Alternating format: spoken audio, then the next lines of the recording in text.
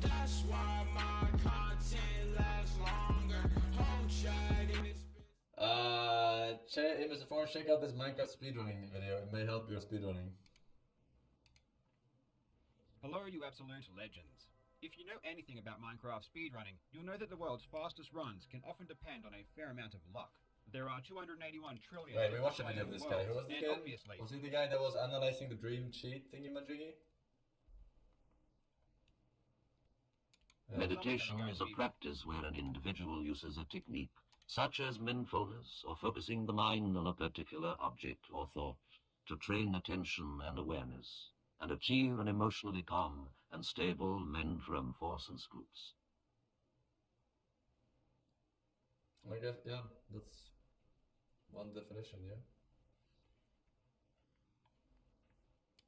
Better than not others like when it comes to speedruns.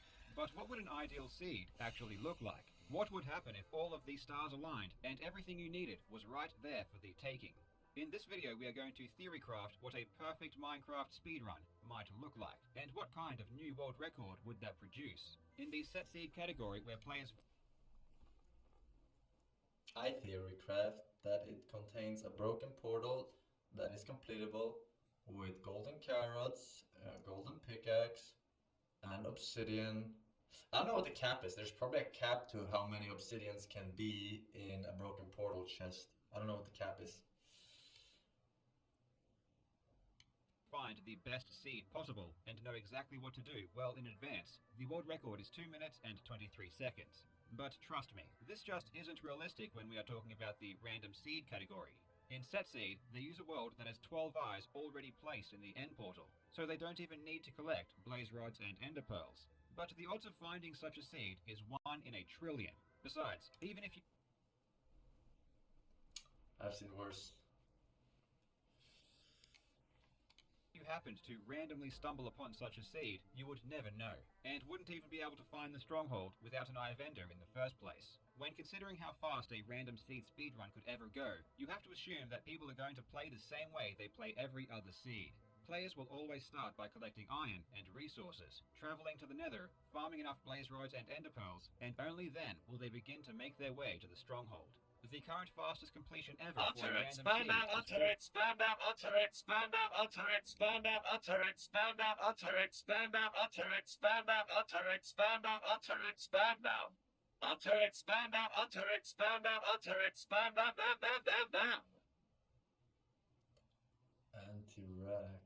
Anti-react. Fuck, man. 14 minutes and 36 seconds by Curryway. This is performed using version 1.16, and given that this is the fastest version you can choose to use, this is what we will be covering today. And speaking of Curryway, he will be joining us later in the video to share some extremely interesting anecdotes about how some of these crazy luck factors have played out in legitimate speedruns. So with all of that said, exactly what kind of conditions would produce the quickest speedrun? Let's take a look. Now before Have we go you on, considered a talk with Dr. K? Doesn't have to be therapy. He's pretty smart, so I think a normal conversation would be pretty entertaining for us and for you, too.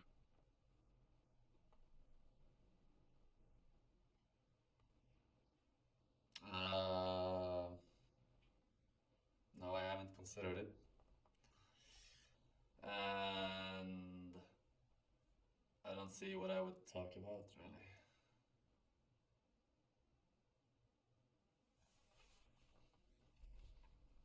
Skillshare, and I really do hope you are spending some of your time advancing your skills and talents.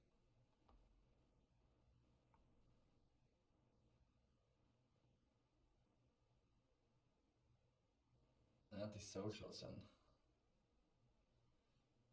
I don't know if like fucking going on some podcast talking about random shit for the sake of content for viewers is considered socializing. I think you have a scuffed view of what socializing means, chat. If you do want to learn something new, there is no better place than Skillshare. It offers thousands of terrific and easy to follow classes that make the learning process an incredibly easy one. Personally, I am always trying to find ways to be more productive. There are so many amazing gaming achievements happening all the time, and I can never seem to work fast enough to cover them all. So whenever Skillshare comes out with a new course on productivity, I definitely make sure to check it out. I just completed the course Productivity for Creatives by Thomas Frank, and I highly recommend it, as learning to be more efficient with your time is always a good decision. Skillshare Premium is extremely good value at less than $10 a month, and you can even grab a free trial by being one of the first 1,000 adults in a used source that is by far the highest priority and option. When players begin a new speedrun, there is one particular resource that is by far the highest priority, and that is iron. Iron is used to create a bucket and flint and steel, which is used to create and activate a nether portal. In 1.16, the world record strategy also involves attaining an iron pickaxe, which we will need later on. In total, this results in a requirement of 7 iron ingots. So when considering ideal spawns, it has to be close to a good source of iron. Both mining iron and grabbing it from a desert temple are too slow, and don't offer much else in terms of general usefulness. So that leaves 2 decent options remaining. The first is shipwrecks, which do indeed provide a good source of iron, along with food, and they can be looted pretty quickly. But there is an even better option, and that is villages. Spawning in or near a village is probably the most ideal situation. It's not a better Villages option. offer food, beds, and You an get opportunity to 3 get to 5 iron. There is a bit more luck involved here, but if a village has a weaponsmith with Unless it a has chest, a that blacksmith. chest can contain not only iron, but straight up give you an iron pickaxe. The chest can also contain other useful items like gold and obsidian, and both of these are essential to world record speedruns. Villages can result in a respectable time for runners to enter the nether by, but if you're lucky enough to get even just one blacksmith structure, it can shave an insane amount of time off of your run in various different segments. The best and by far most unique example of this is a run from a Chinese speedrunner named PLUGINL. PLUGINL opens his one blacksmith chest to find an unheard of 20 obsidian, which to this day is the most I've ever seen in my I have never playing this seen- game, to give some perspective on just how rare that really is. 20 is such an incredible number for speedrunning because it allows PLUGINL to create a nether portal whenever he's ready to enter the nether, as opposed to normally having to find lava or a ruined portal for entry. But what use is the other 10 obsidian if he's already in the nether? Why would he need to make another Fast portal? travel. Well, this is a strategy that many speedrunners do nowadays for 2 main reasons.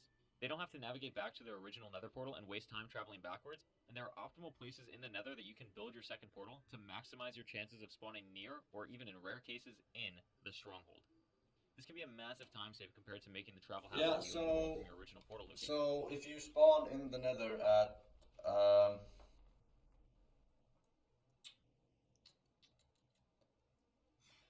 do you always spawn at 0, 0 in the overworld? I'm random thought. Do you always spawn at 0, 0? Or like around there, like plus minus a few coordinates? No, you don't. Okay, but what is true though is that on average the first fortress spawns 1,600 blocks away from your starting position, right? Even if that's not 0, 0. Tennis rise up, I am your tennis rise up, I am your tennis rise up, I am your tennis rise up, I am your tennis rise up, I am your tennis rise up, I am your tennis rise up, I am your tennis rise up, I am your tennis Rise up. rise up, I am your.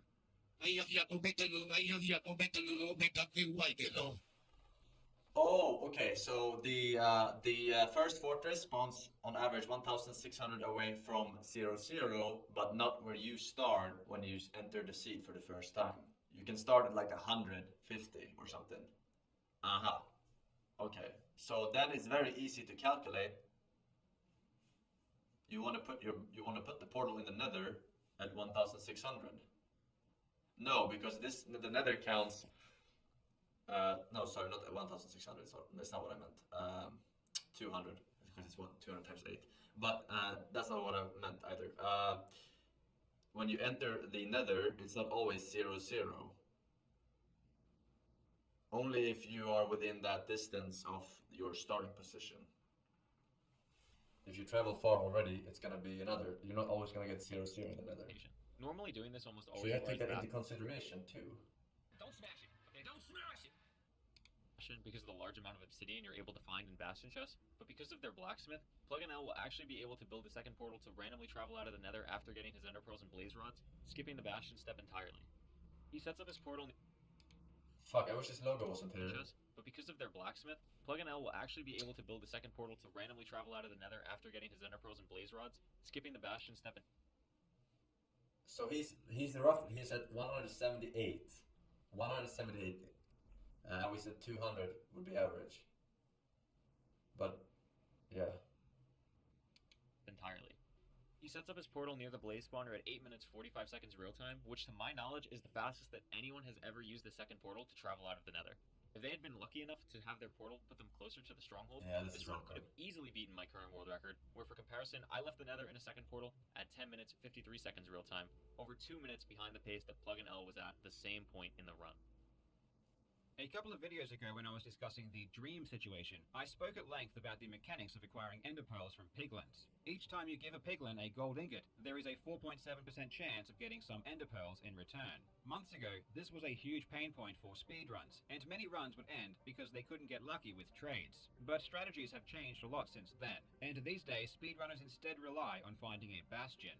Bastions are great because within them you can find gold blocks, and each gold block gives you 9 gold ingots. So realistically, you can acquire a ton of gold pretty quickly. And because bastions are populated with a large amount of piglins, you can execute many trades in a short amount of time.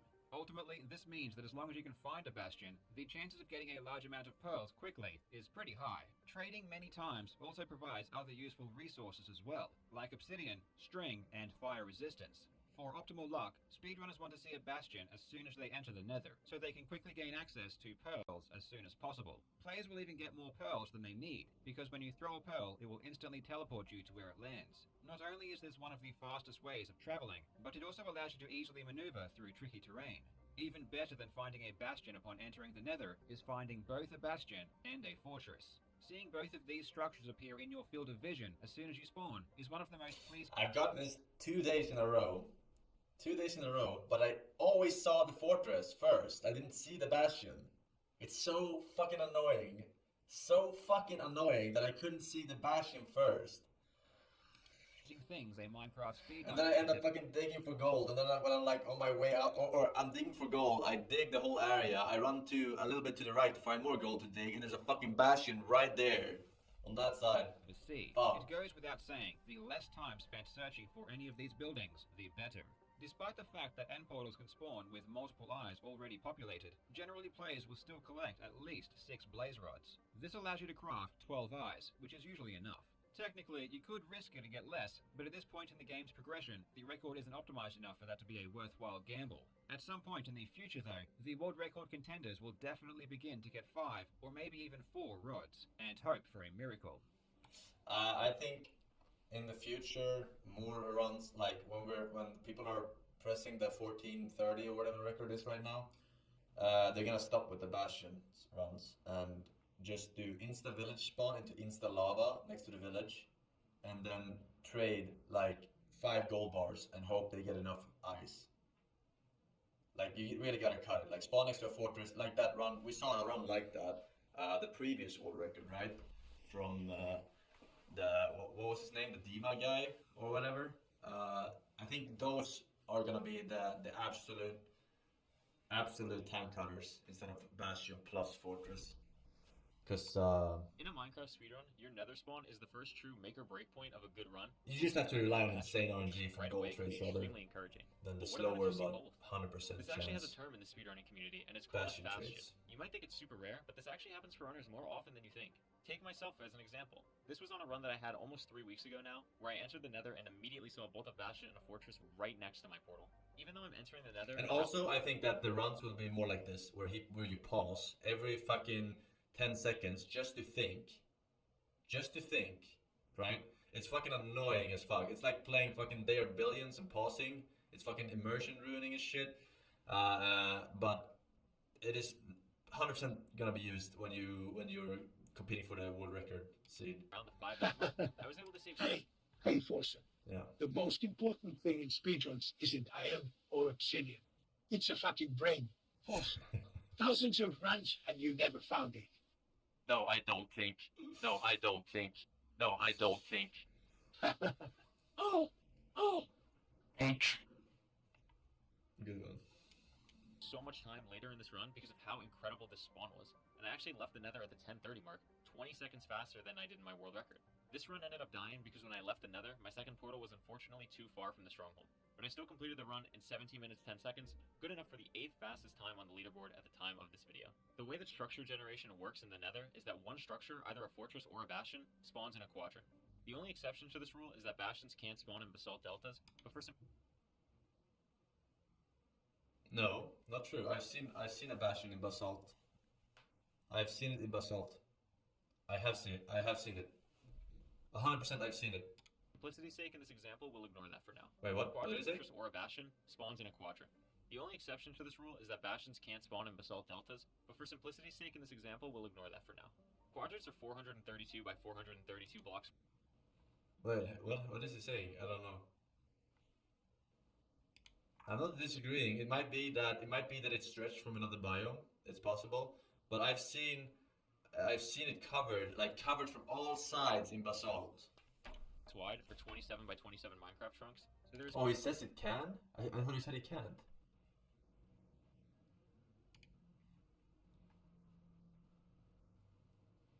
quite a large space for Basalt delta, not basalt. Oh wait, what is basalt delta? What does that mean?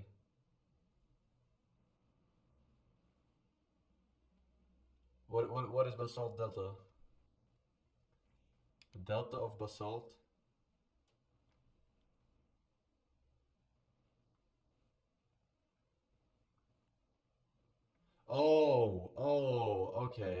Okay. I know. Okay, it's when it's like the platforms of bus. Okay.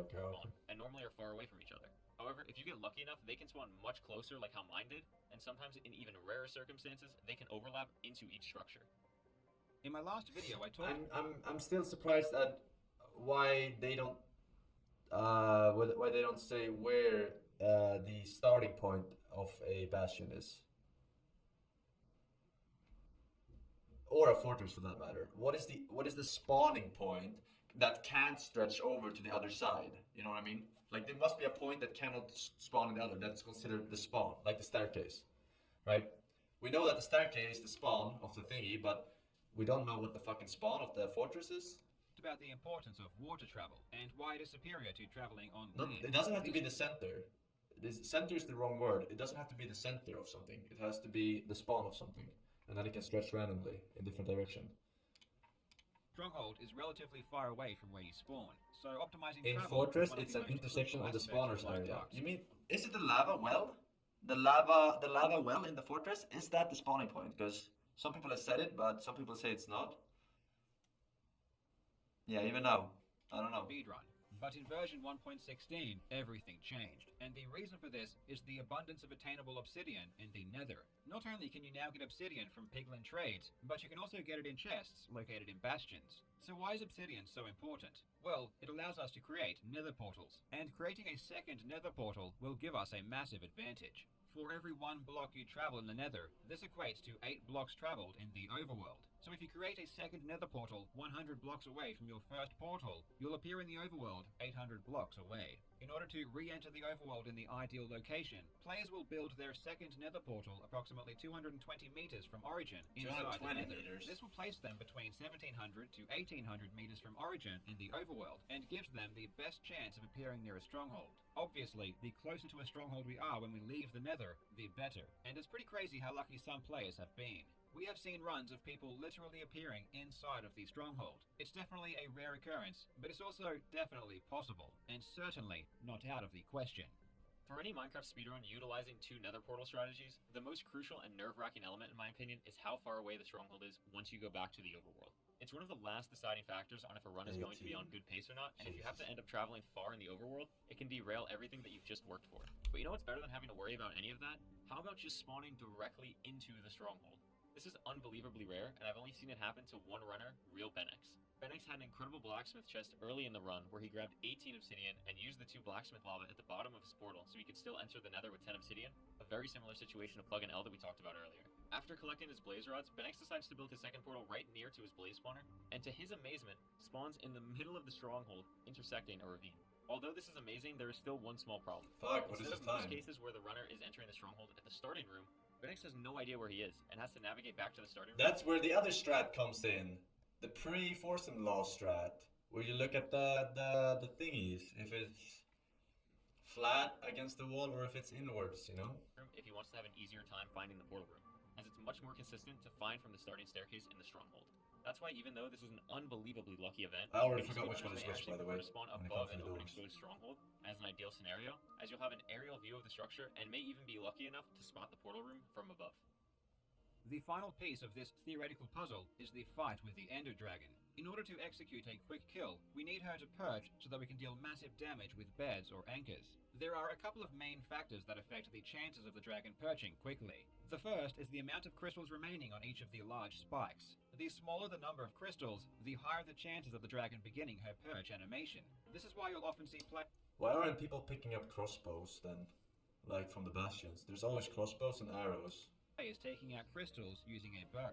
The second factor You never is see distance it. from the This exit is like portal. The further you before- are, the before I greater the started likelihood speedrunning. the dragon will perch. Players take advantage of this by towering into the sky. Both of these methods do indeed work to produce faster perches on average, but at the end of the day, you can just get really lucky and have the dragon perch quickly without doing anything. In the set seed world record, Minecravenger enters the end portal at 1 minute and 35 seconds, and the credits begin to roll at 2 minutes and 23 seconds. That's an end segment of 48 seconds. That is insanely quick, and much, much faster than anything seen in the random seed category. But this makes sense when you consider the fact that these runs are only 2 minutes long, and you're almost always getting to the end. So players repeat the end fight many times in order to get a quick kill. Wait, what? Random seed is the polar opposite. 4 Players beds? very rarely reach the end, as they spend most of their time resetting runs that didn't have all of the required ingredients. With only a Jesus. fraction of the amount of end fights, the resulting luck is of course going to be much less favorable.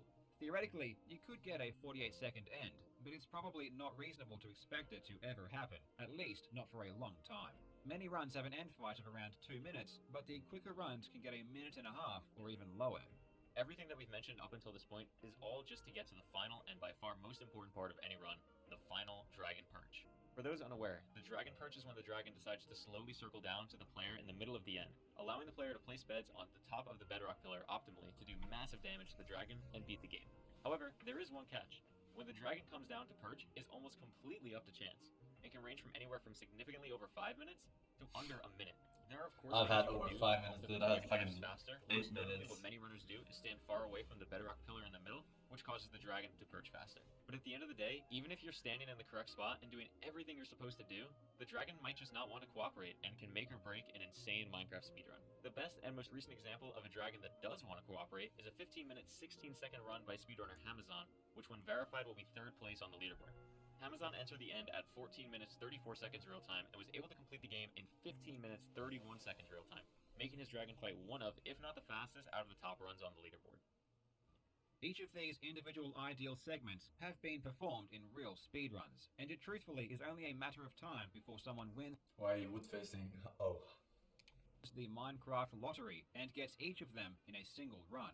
Given that the 1.16 version of Minecraft is still relatively new, it is safe to assume that the world record is a long, long way away from being fully optimized. So the question is, if everything came together, what kind of time could we hope to achieve? Well, if we spawned in a village with either a ruined portal, lava pool, or blacksmith chest nearby, we could reasonably expect to enter the nether in around 2.5 minutes. A really good nether split with currently used strategies is around 5 minutes, so we would be aiming to re-enter the overworld with blaze rods and ender pearls by around 7:30. If we get really lucky with the portal placement and we appear either in or above the stronghold, it would only take us around 30 seconds to a minute to enter the end. If we do enter the end at 8 minutes and 30 seconds, that gives us a full minute and a half to finish the game in under 10 minutes. Speedrunners love a good barrier, and at this point in time, a sub 10-minute run would be the holy grail of random seed Minecraft speedruns. Not every speedrunner is so sure that sub 10 could ever realistically happen, but based on the best segments, it's definitely possible, and I think as time goes on, it will become more and more likely. And if I think it's also definitely possible. I think that it doesn't involve the bastion though, as I said earlier. I think it just involves one gold trade from like 2 bars of gold or whatever you find in a chest with the piglins while you're killing blazes, and then like finding the eyes in the chest on the way to the throne room, right? Finding like 3 eyes or whatever, and then having like 3 in the portal or 2 in the portal. I think that is the optimal shit. Of course, you can never rule out new But people don't want to strategies. gamble on that shit, right? People don't want to gamble on there being like 3 in the portal and 2, but you're gonna have to at that point. You're gonna have to if the world record is that time. If you are already What's definitely certain having a is that PB the time current of world like record of 15 14 minutes, minutes sub and 15 minutes or 36 seconds something. held by Curryway won't last forever. There are plenty of top-level runners playing every single day in hopes Talking of about me, making chat! place Talking at about the me! top of the podium. Now, a huge thanks to Curryway for lending his Minecraft expertise. He has an awesome YouTube channel where he posts regular Minecraft content, so Good definitely shit, go and good shit, good shit. Good shit, man.